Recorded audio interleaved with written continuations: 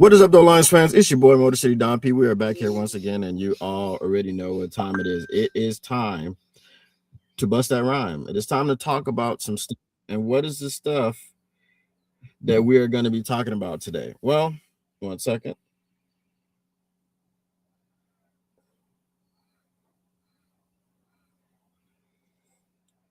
I think you know. I think you know what we're going to be talking about today.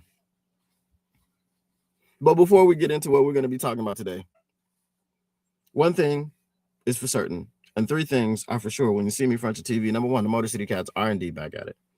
Number two, we came to give you stats, not none of that static. And number three, perhaps the most important number of them all, number three. Want to make sure you keep your Lions news pragmatic. You may be asking yourself, how, Don? How, Mr. P, does one keep their Lions news pragmatic? It's very simple. It's easy. I'll tell you, I don't keep information from you. You know me. You know how I do it. Smash like button, subscribe, share with your peoples. And once you've done those things, and in any order you've done them in, you've indeed kept your Lions news pragmatic. And since we're talking about your peoples, since sharing is care, once you've shared this with your mothers, your brothers, your fathers, sisters, your cousins, your uncles, your brothers, your fathers, sisters, your mothers, your brothers, you name it, indeed shared all those people. Let me know how the stream is right now. Let me know if it's choppy. Let me know anything. I'm out here in Tesla Studios. I've had to make a shift from my normal studios, and I'm shifting into another studio later today, but I didn't have time to shift there by the time I was going live. So hopefully tomorrow we will be back up live and in full effect from an indoor, well, I mean, we're indoors because I'm in the car, but you know what I'm saying, indoor studio. But what up though, everybody in the chat? What up though, Pierce Sargent? What up though, Tactical Sport? What up though, Herb Gotti? What up though, Shift says the AG Syndicate better have been watching The More Things Stay the Same, and we're gonna get to that. It showed me stuff Ignatius probably won't do. Hopefully we'll get to that. We'll get to that. What up though, my eyes told me that the Lions defense isn't good enough to win the Super Bowl. That's what my eyes told me. Are my eyes lying? Don't trust my lion eyes. That's what they say. What up though, Herb Gotti? Little choppy. Okay. Yeah, we like, hopefully we will be able to fix that tomorrow.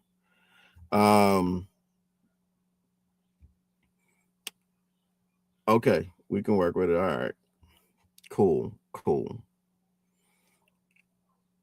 Ignatius hates pass rush, loves DDI. All right. Before I get into that, I have an interesting article. The article comes from someone in the national media. Well, the article doesn't come from someone in the national media. Basically, what we're saying in this article comes from somebody in the national media. Okay, let's get to it. It says, radio host takes dig at NFL coaches like Lions Dan Campbell. This is an article by your boy John Macaroon, Detroit Lions on SI. All right. So he says the Seattle Seahawks were able to dispose of the New England Patriots in a game that highlighted defense still does indeed win championships. Obviously, that was the first takeaway.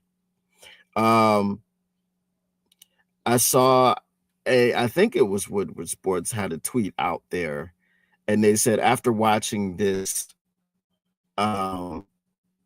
Super Bowl, how far away are the Detroit Lions from being able to win one? And surprisingly, and I shouldn't say surprisingly, but there were a lot of people, oh, we're not far at all. And they weren't watching the same game I was watching, which is probably why they weren't watching it with me and with us. However, we will get to that. All right. Mad Dog Sports Serum XM radio host Damon Amendolara seemed to take a dig at aggressive NFL coaches like Dan Campbell of the Detroit Lions and Sean Payton of the Denver Broncos. When he posted comments on social media, according to Amendolara, this Super Bowl win by Mike McDonald is for all the overcaffeinated coaches who can't help but go for it on fourth down and find field goals and level-headed game management so reprehensible. Now, I can claim Mike McDonald if I want to, because I found out last night that he went to the same high school as me. One of the high schools I went to in Georgia, Centennial High School in Roswell, Georgia. I went there for like a semester. Well, no, it wasn't a semester. It was a year. It was the year because I played football. So I did the entire football season. And then I moved to another spot somewhere after the football season. But Mike McDonald was on that team. Obviously, he's a little bit younger than me. So I got him about 5 years. So he wasn't there at the same time as me, but shout out to him, I guess. Like I said yesterday, I didn't want to see no joy. I didn't want to see anything with the Seahawks. But that's neither here nor there. The Seahawks and the people that root for the Seahawks are no longer my problem. So it is what it is. All right. So I said the Seahawks were able to steadily build their lead against the Patriots in the first half by electing to kick field goals. There was certainly added confidence that taking the points would be beneficial, as the NFC West squad featured one of the top defenses in the National Football League. That's one of the criticisms that I think most people have had about Dan Campbell. It's not the fact that you are aggressive and you go for it on fourth down. It's the fact that your defense is ass cheeks. And because you have an ass cheeks defense, your confidence in the defense is misplaced. We'll get into that. I want to finish the article before I get into all those things. But that's one of the first places that I want to go with it, because that goes into something that I've been saying a lot. But we'll get into that. All right. So Campbell and others have challenged the notion that teams should simply punt or kick field goals on fourth down. Detroit has been consistently among the most aggressive teams in the National Football League, opting to go for it on fourth down at an okay, that does say does that say accelerate? Yes. All right. At an accelerated rate. Unfortunately, Campbell and his decisions to gamble did not pay off as often in 2025, resulting in the defense being tasked with attempting to limit the damage. Seattle headman Mike McDonald credited the impact of veteran coach Leslie Frazier on the team's defense and their success this season. Frazier previously served as head coach of the Buffalo Bills and has spent many years as a defensive coordinator in the league. McDonald made sure to add Frazier to his staff as soon as he accepted the job last offseason. The 66-year-old served as an assistant coach on the Seahawks staff this season. We would not be having this press conference right now if Leslie wasn't a Seahawk, McDonald said. He was the first person I called when I got the job. Hopefully, I made it very clear to him that we needed him. He's just a great compliment to my skill set, to my personality. He's such a great connector with the players. He's such a great communicator. He calls our bluff when we're full of crap on defense, when we do stupid stuff with game planning, McDonald added, which happens probably more than we want. He's been tremendous. Okay. There's a lot to unpack there. We're going to unpack some things. Let me get to your comments before I unpack this stuff.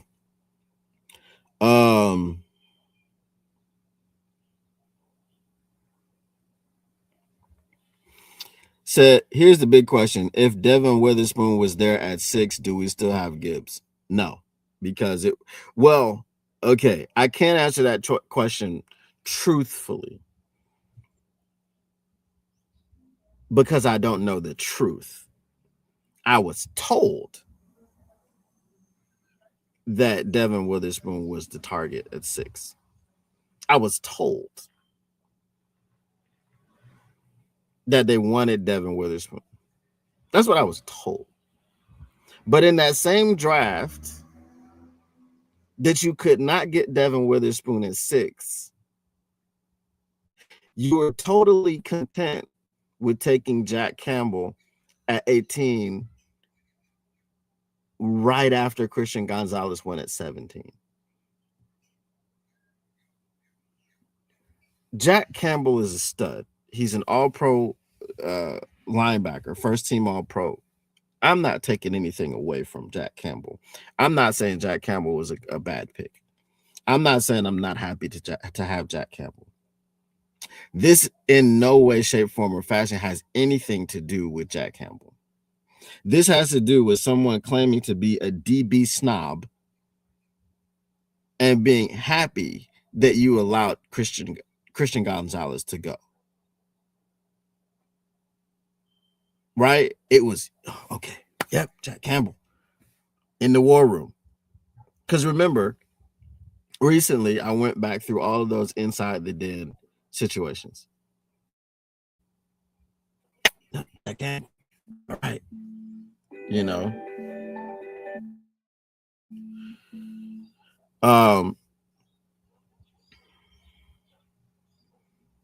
hold on. Let me take this call right quick. 1 second.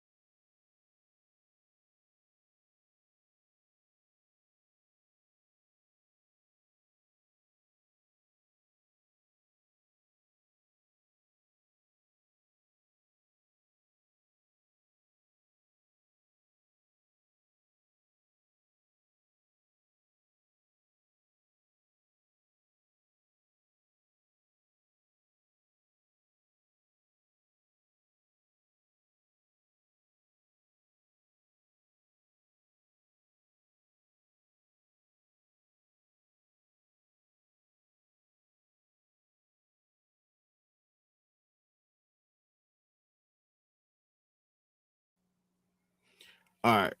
It's important to call. All right. So again, Jack Campbell, awesome, great, no problem. But it's Jack Campbell. Christian Gonzalez was right there, bro. Christian Gonzalez balled his ass off. I think it was Tactical that said that basically the game would have been over a long time ago if it wasn't for Christian Gonzalez. Christian Gonzalez was doing everything.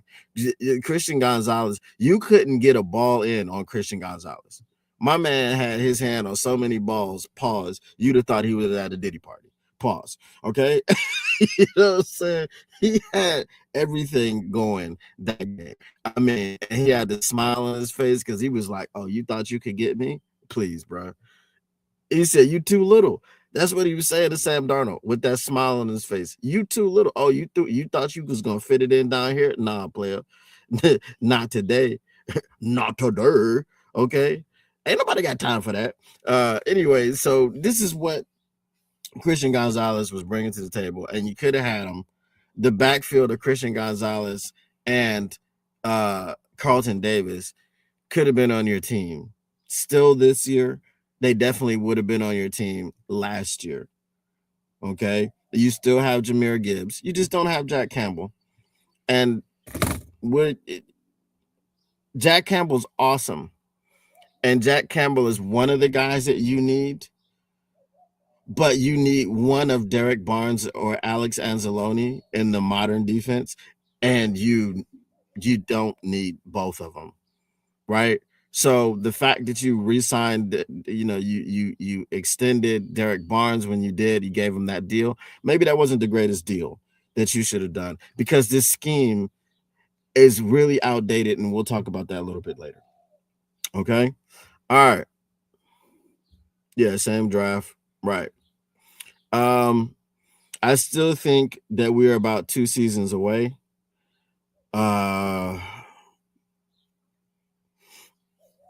Can it be done in one off season?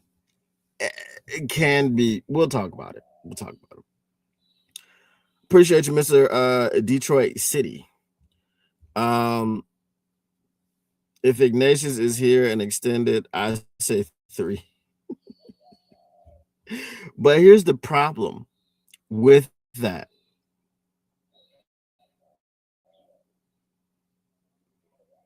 We're assuming, and there's some things that I heard yesterday. Shout out to Lions Live 365.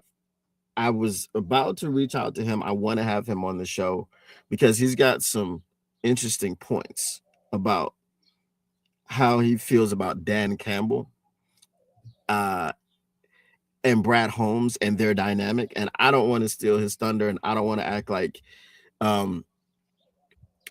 I got it. Like I said it myself. I did have something similar to say when I was talking about the In the Den episodes that I saw, and everybody was in lockstep.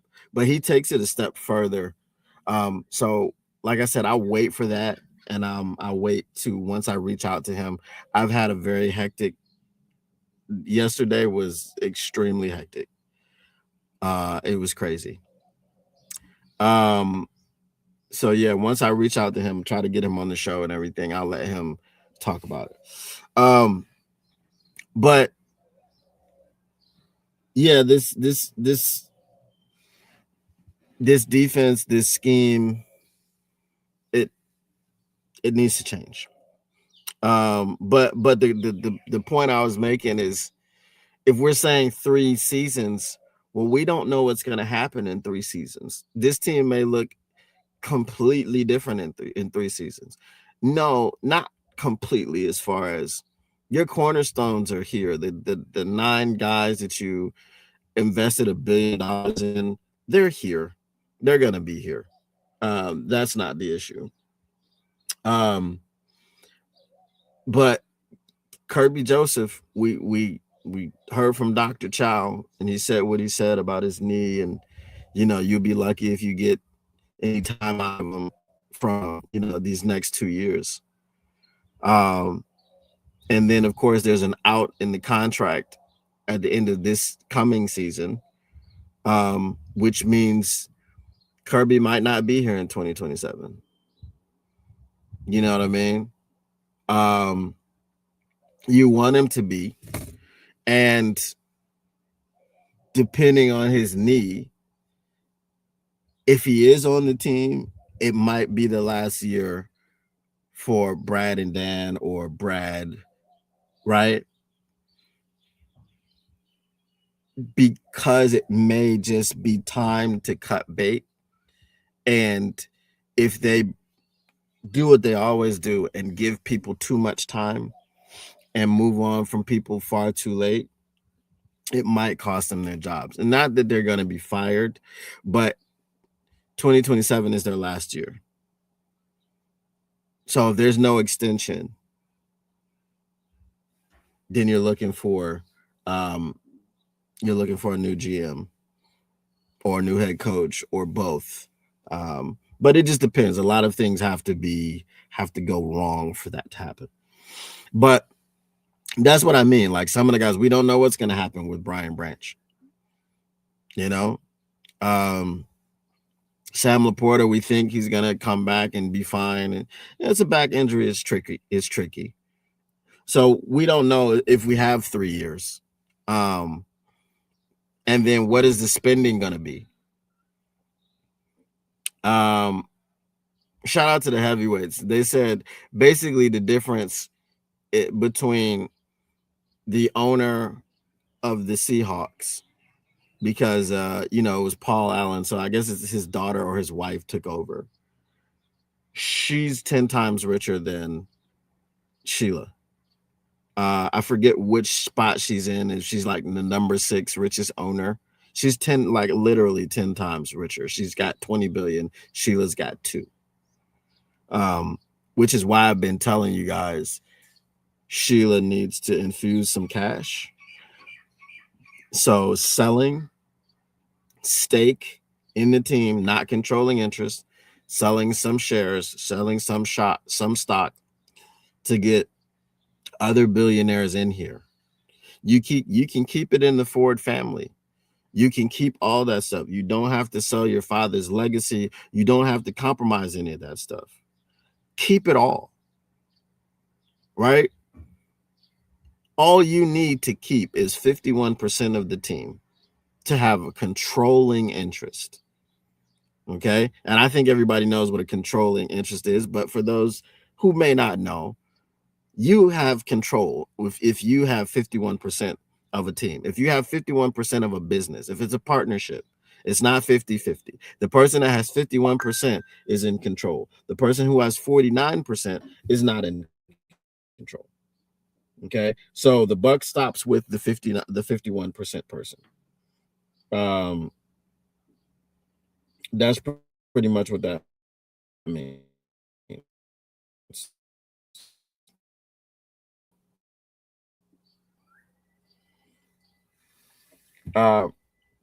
So this is why I say that Sheila just needs to go ahead and do that.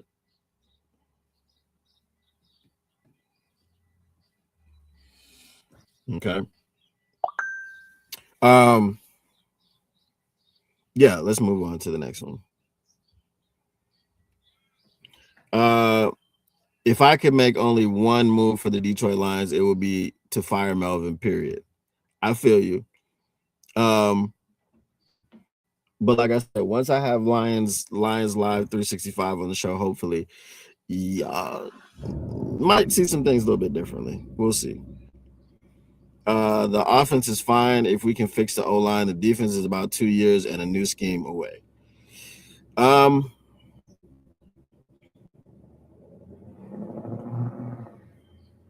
What if we just got a competent edge rusher on the other side of Hutch? Maybe AQM is competent, right? Maybe he's competent. Maybe he gets schemed out of games. So let's say AQM was schemed out of games, right? Because what was the problem? Oh, he's too little. He doesn't set the edge. Whatever. So what we would do in response to that is to take him off the field and put Lacey at defensive end because he's 300 pounds. Or Aleem McNeil at defensive end because he's damn near 300 pounds. He might still be over 300 pounds. I don't know if he dropped to 290 something or not. But that was our answer to, hey, they're running the football on us, or they're going too tight, or they're going 3 tights, or they're going jumbo. Our answer was, well, AQM is too small, so we'll put the big edge. The answer was not, hey, let's run nickelback blitz and let's drop AQM off the line and take out one of Derek Barnes or Alex Anzalone. Hello, Derek Barnes. So now you've got one of your best edge rushers. He's now a stand-up rusher, right? And then you take a nickel blitz off the same side. They can't block all the pressure coming. So somebody's going to be free. We saw this yesterday in the Super Bowl. So many free rushers to Drake May. Drake May yesterday, I'm glad he didn't win the MVP. Matthew Stafford won MVP. Whatever. Y'all know how I feel about Matthew Stafford. Drake May looked ridiculous yesterday. He looked ridiculous and atrocious. Mike Vrabel, I don't know how many times he spoke to him in the game, but obviously we're not on the sideline, so we don't know what was going on. But there was an exchange in the fourth quarter or late third quarter. I don't remember. I think it was the fourth quarter, the beginning of the fourth quarter, where Mike Vrabel had to go over to Drake May and calm him down and reassure him and so on and so forth. And that's fine. That's what a good coach is supposed to do. Where was that in the first quarter? Because after drive number one that stalled out without points, Drake May looked like hot garbage. Drake May looked indecisive. He looked like he was taking sacks. He got sacked 6 or 7 times. Okay. And he looked like he was just taking them.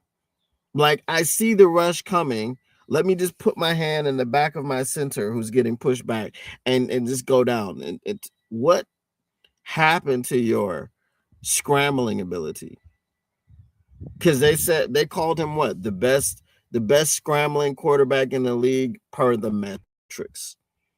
Right? So I guess he picked up the most yards with his feet. And obviously it would have been Lamar, but Lamar like missed 7 games due to injury.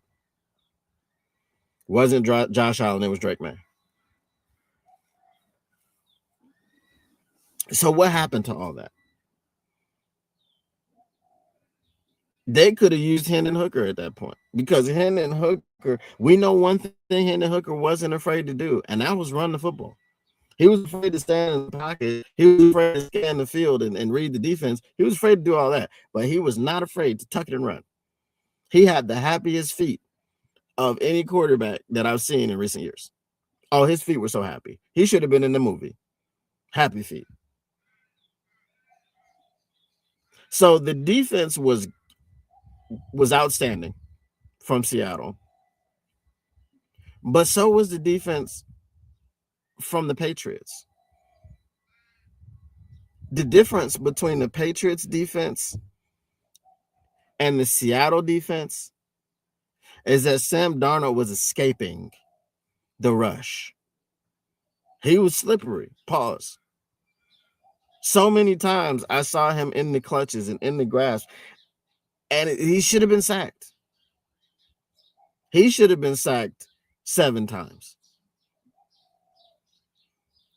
But they couldn't corral him because he was elusive and he was getting out of the pocket and getting out of the way and throwing on the run and all this stuff. We're going to get into a little bit more of a... Right? Hello, I need to change that. Time is 12:30 p.m. I need to change that. Anyway, the time for the alarm.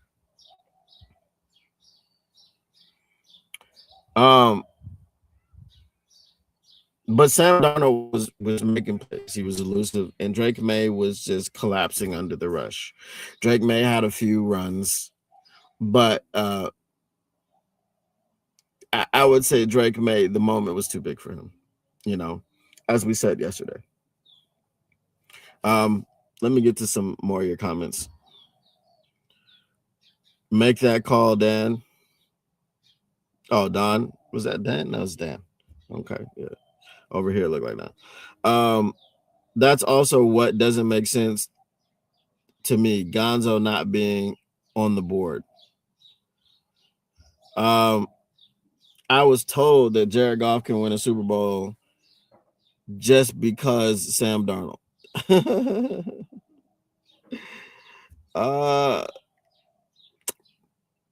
That's a conversation for another day. Are we going to have that conversation?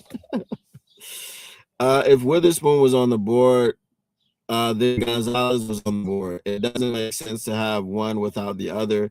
You may like one over the other, but they are pretty interchangeable at that time. So you're saying it doesn't make sense to not get one of them? Is that what you're saying? I wanted Joey Porter Jr. He fell in the late 20s. Listen, Brad Holmes is not an excellent evaluator of defense of DB talent. He calls himself a DB snob.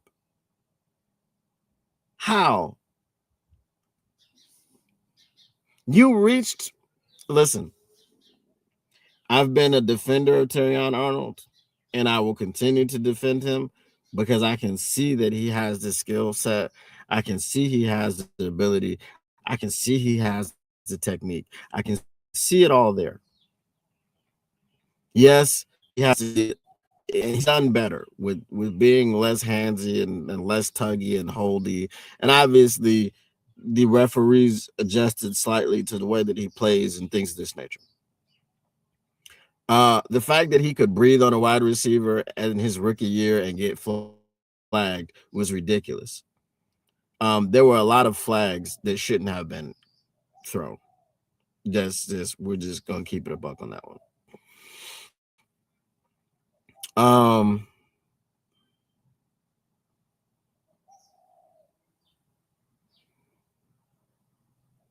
Yeah, so not having one of them is wild, especially because you needed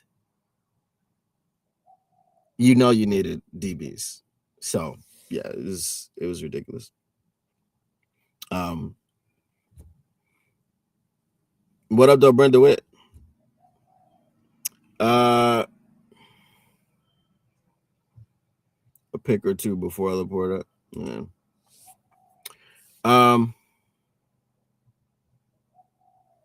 Get rid of both Anzo and Barnes. Well, I mean, they're getting rid of Anzo by not paying him because his contract is up. But Barnes is a situation where maybe you package him on draft night. But again, so here's the Leslie Frazier situation.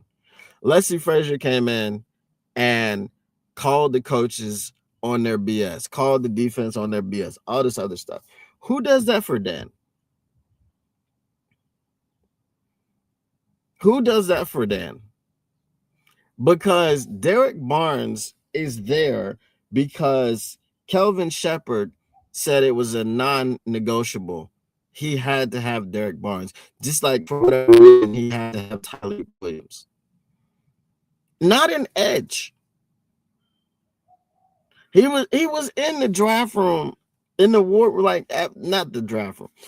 When they met Tyleek at the facility, when he came to Allen Park after being drafted, Kelvin Shepard was like, yeah, I just had to have you. Why? Why him specifically? Why didn't you have to have an end? This is part of like we blame Brad for a lot.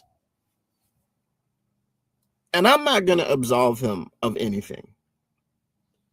There are signs pointing at other people. If Kelvin Shepard was lobbying for Tyleek Williams over edge rushers, and we like our problem was edge rushers, that's ridiculous. Remember when Joe Lombardi got in Martin Mayhew's ear and told him that Eric Ebron was the missing piece? That was what was going to complete his offense and make it Saints 2.0. That was a coordinator that got in the GM's ear. Maybe Shep's doing the same thing. As a general manager, it really isn't your job to fall in love with players and pick the players you want. It's your job to give your coaches and your coaching staff the best players to deal with, right? The best roster gets put together, right? It's funny to me how you look at the Seahawks, and I said this last night. I said, how did you let this team build a whole nother defense that has a nickname? How did you let this team go from the Legion of Boom being in a couple Super Bowls to what, 10 years later? Now they've got the dark side and they're in a Super Bowl. And if they stay together, are going to be the Super Bowl favorites for next year.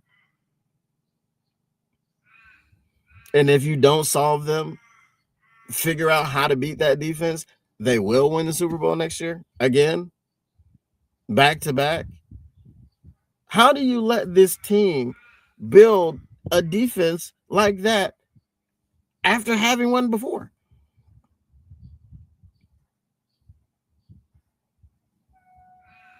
And then you have teams like the Detroit Lions who can't figure out what they want to do. Okay, what's your identity? Well, we want our identity to be offense. It's crazy. It's crazy. Guys, listen to this. We are a team based on grit. Our defense is ass. How does that make sense? When you hear grit, do you think of offense or defense?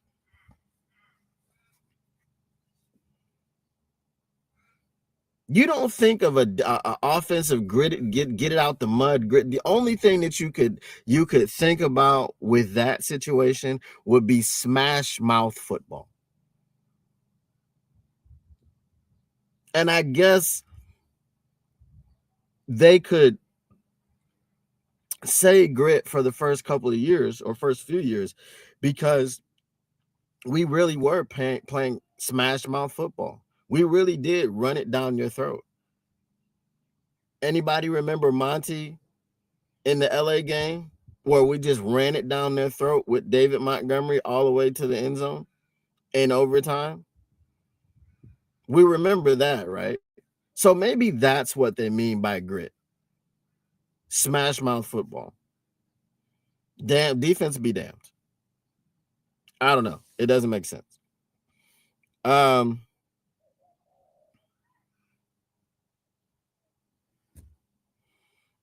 Still trying to get to y'all comments. Yeah, we could have traded up 2 spots. Easy. Laporta is not worth it. What up though, Drake Cruising?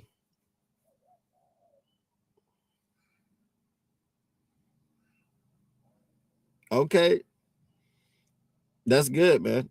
Get clean and sober. I'm rooting for you, man.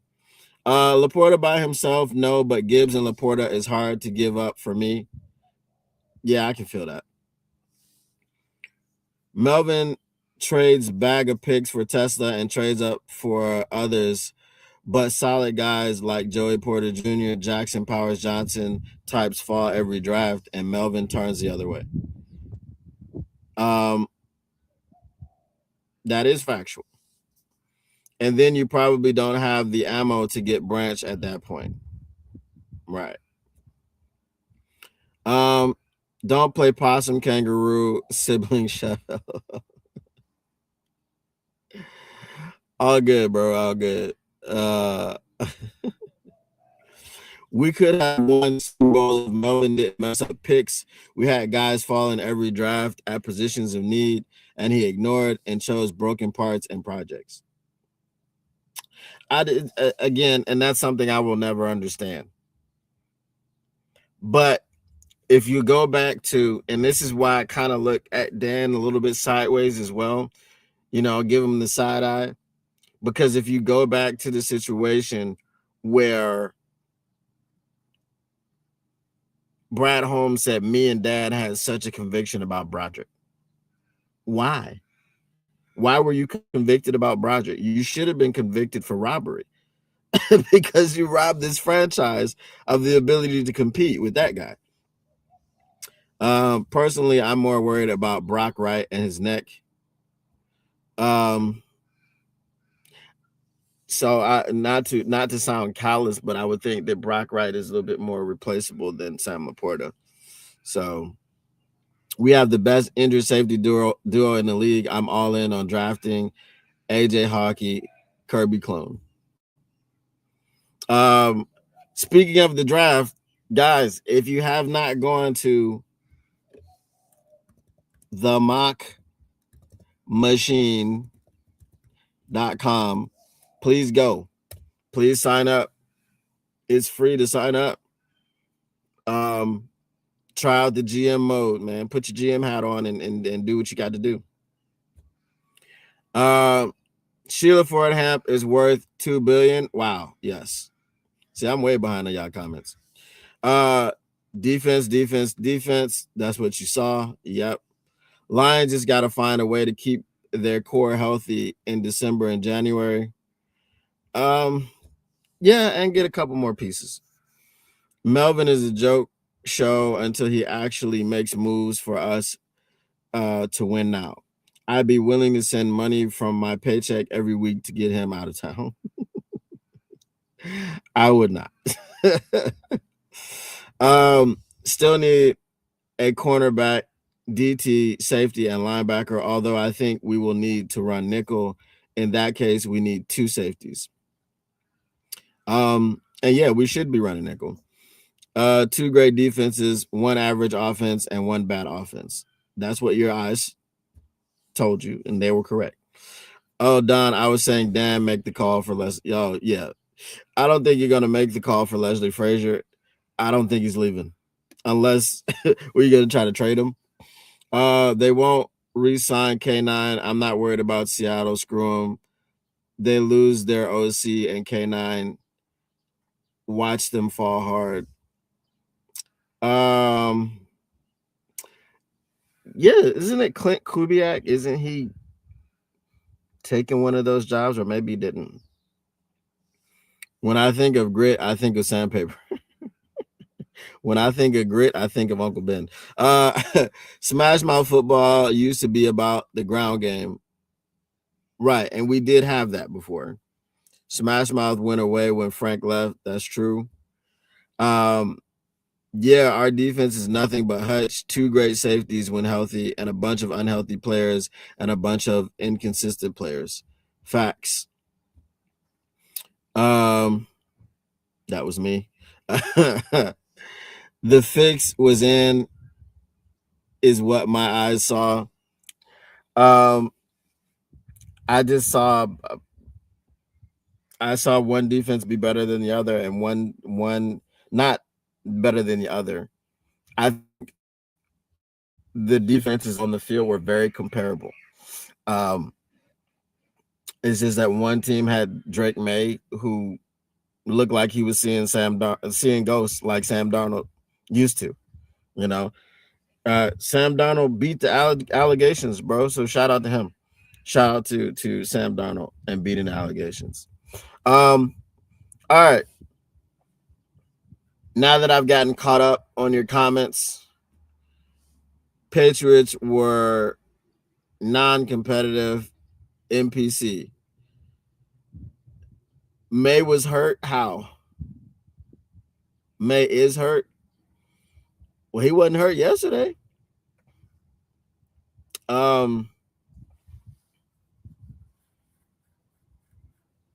The aggression thing that we're talking about, that was the first part of that article. At some point in time,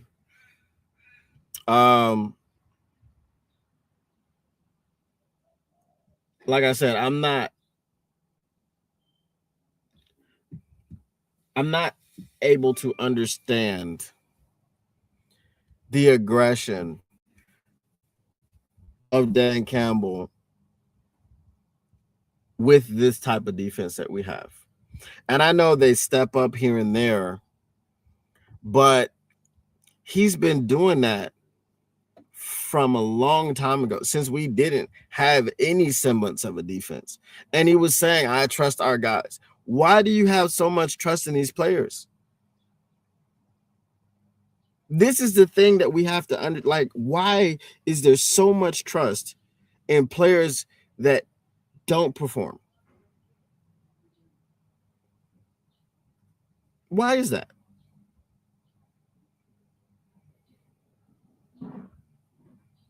The same way that we expect practice squad players to step up and do the things that our number one players are able to do.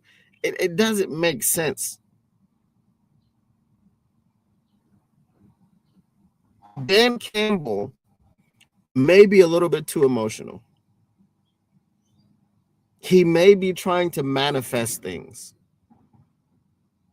which again, you can have your opinions.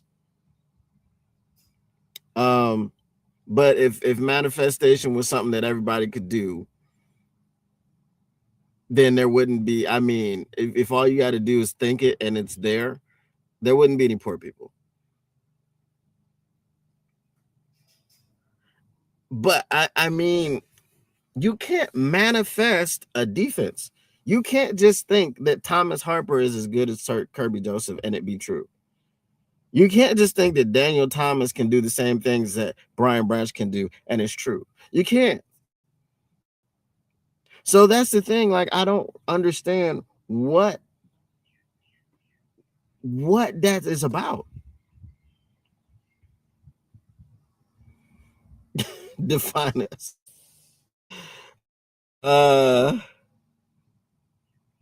Non-participating characters in a video game, also non-playable characters.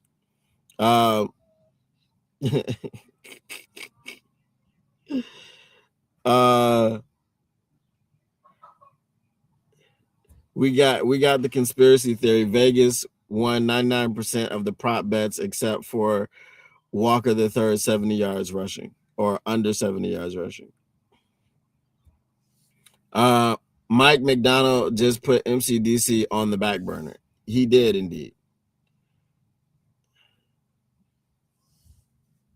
Oh my God, the Hornets! Come on, bro. So that's just the thing. Like we, it's the vibes, man. It's the vibes. You can't win on the vibes.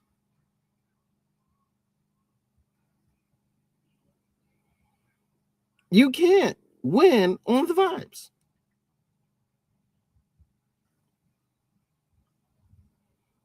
You just can't. I don't. There's a lot that we have to change, bro. And that's why I think we're farther away from than people like to admit. You guys will admit it. There's a lot of Lions fans that won't admit how far away we are because the things that we do, there are some things that just don't make sense. Dan Campbell's a phenomenal coach, but also the vibes, you're not going to win on the vibes. Right? Brad Holmes may not be as good at drafting as we thought he was. He's good at it also, but you can't do the things that he's done as far as setting us back instead of setting us up, right? You got to set your team up, not back. And he didn't set us up for the future with the Broderick Martin picks and the, so on and so forth.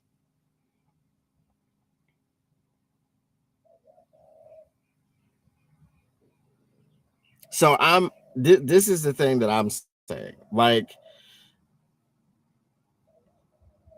it's okay to pick apart what your team does. And until they win a Super Bowl, that's what we should do.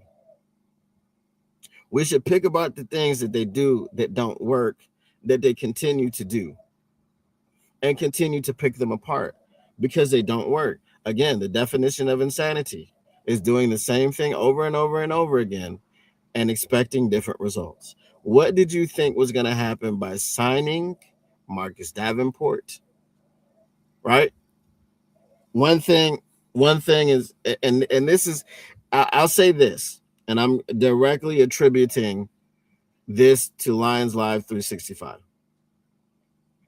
He said he thinks Marcus Davenport is here because of Dan Campbell and not Brad Holmes. The reason he said this, he said because Brad Holmes had no prior relationship to Marcus Davenport. But you know who did have a prior relationship? Dan Campbell had a relationship with Marcus Davenport because they were in New Orleans together.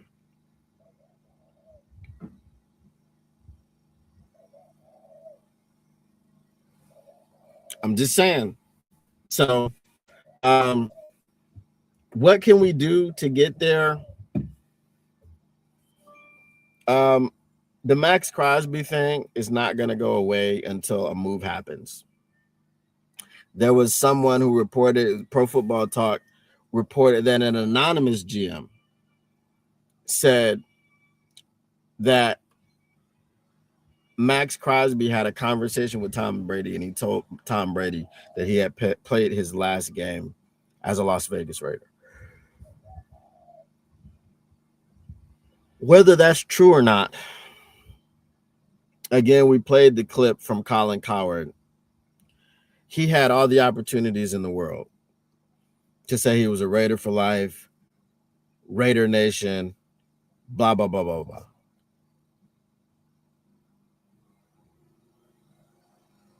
Okay? He didn't. He had all the time in the world. Colin Cowherd gave him a wide-ranging rope. You get on here and you spit for 3 minutes. And in those 3 minutes that he was talking, he never once said anything about the Raiders. He never once said anything about being committed to the Raiders. He never once said anything about his teammates. He never once said anything about the organization, right? Because before, he was quick to come out and say, Raider for life, Raider Nation for life, blah, blah, blah, blah, blah. But what changed? What's different? He talked about being vocal about, like, who should be the coach. That's not what we asked you. We asked you about being done with the Raiders. And the silence on that was deafening. The silence was deafening. So, Max Crosby is a person, and I've broken down the contract and how we could get him. So you need to do that.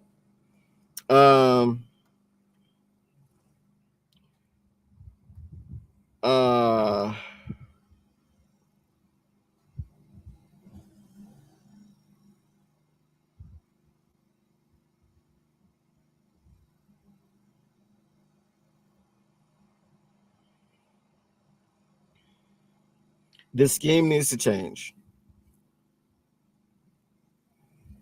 We need to shift to what other defenses that are dominant in the NFL are doing, which is playing a lot of nickel.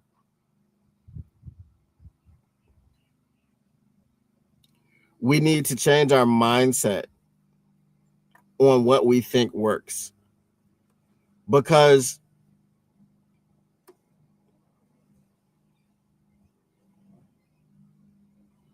right now, what you're doing is you're getting to the dance. And you didn't even get to the dance this year. But you're getting to the dance and you're forgetting your dancing shoes. So there needs to be a philosophy shift. You need to get in and get Max Crosby. You need to change the defensive scheme. Another thing about the Leslie Frazier thing. Mike McDaniel is 38 years old. McDonald, sorry. Mike McDonald is 38 years old. He and Shep are similar ages. They might be the same age. Mike McDonald is a head coach, and the first call that he made was to Leslie Frazier. He said, I need you to come in here for me. Shep has that person, apparently. His spotter, I don't even remember his name, because he wasn't spotting too many things this season. So if a guy who's a head coach knows that he needs a quality veteran,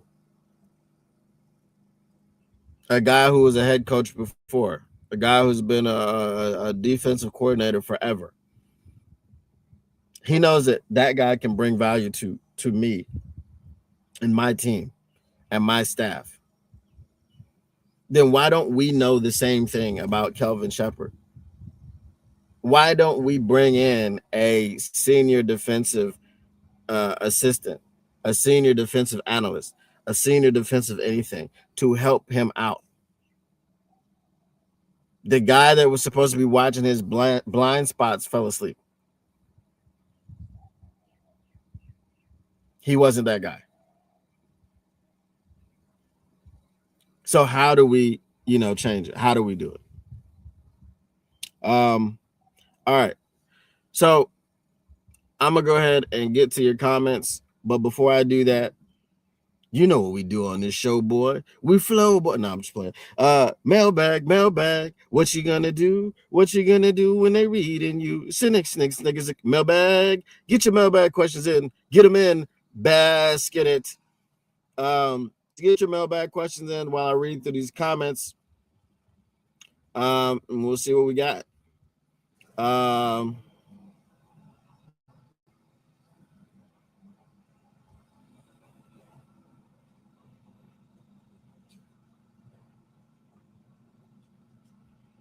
Let's see. The kicker was robbed of the MVP by someone who didn't score a point. I don't even know who the MVP was. I'm gonna be honest with you. Somebody tell me who the MVP was.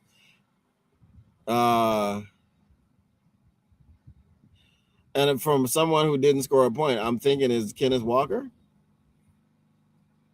Here's Gumby.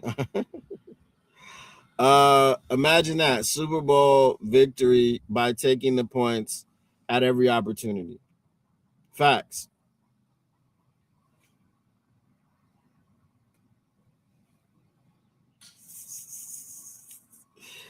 Oh my goodness. K9 is a Spartan dog. He still didn't score a point. Oh my goodness. Did K9 really get the MVP?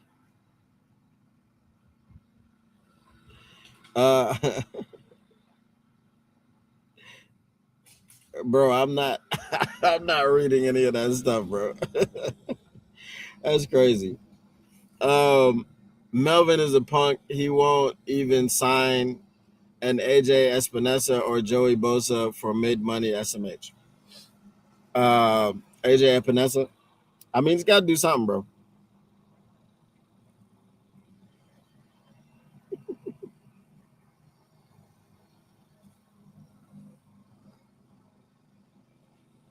It's not Halloween. What are we talking about? Max will be a perfect fit, but what about Nick Bosa? We want to not sign people who are always injured. We just talked about Marcus Davenport. Nick Bosa, Joey Bosa. No, that doesn't make any sense. Brent DeWitt, yes, I am. I am in Melbourne.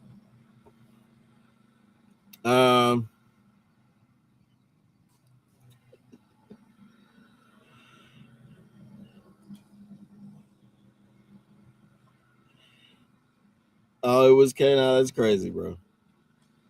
That's crazy. Mailbag, how likely is Sheila Ford Hamp to have her people announce that the Penskes, the Illiches, or Dan Gilbert have bought into the Lions? Not very likely. I don't.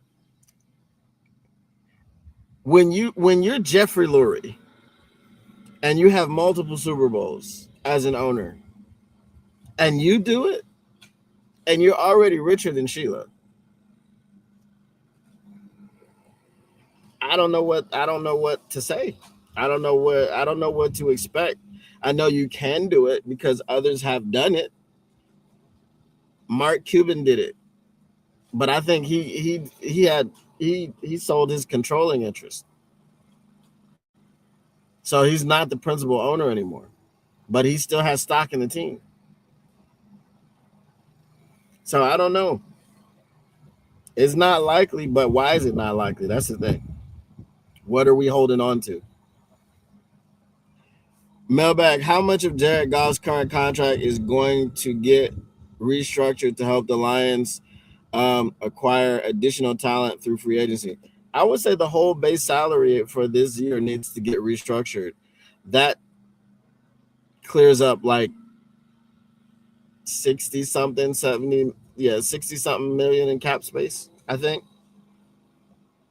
So, if we want to get a Max Crosby in here, having a lot of money that's free and we freed up because we restructure. I mean, you're restructuring guys who you're expecting to be here. You're expecting Jared Goff to be here. You're expecting Amon-Ra St. Brown. You're expecting Penei Sewell and so on and so forth. So restructure them. Clear up the cap space. And just keep it moving. We don't need to be, doing all that extra stuff.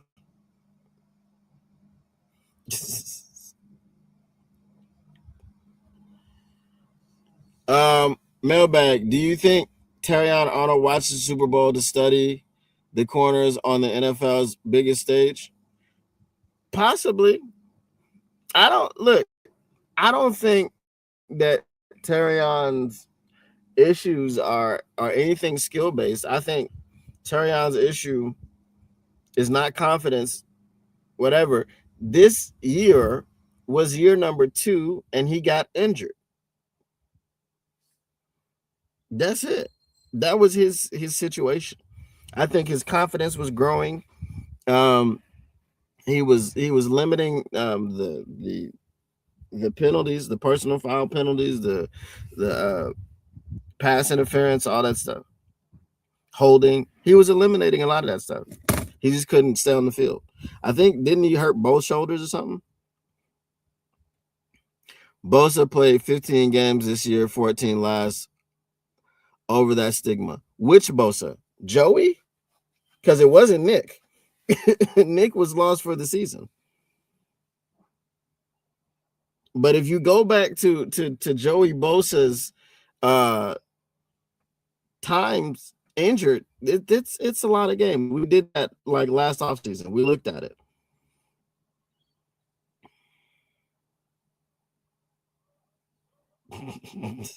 Dude.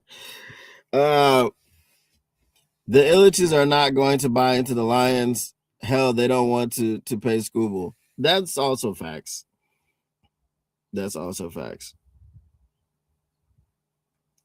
And neither are you, Jay Cruz. Oh my goodness. All right, if we don't have any more mailbag questions, I will go ahead and get out of here.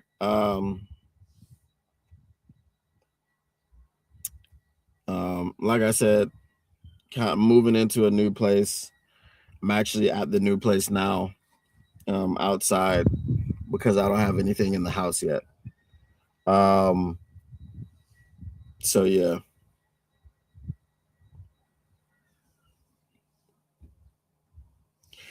Hope Brad and Dan realized that when Sheila said evolve, it meant Shizer or get off the pot.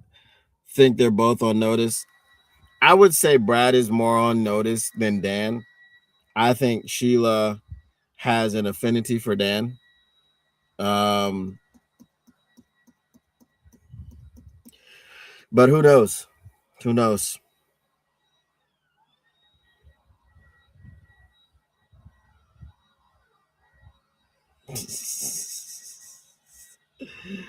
All right.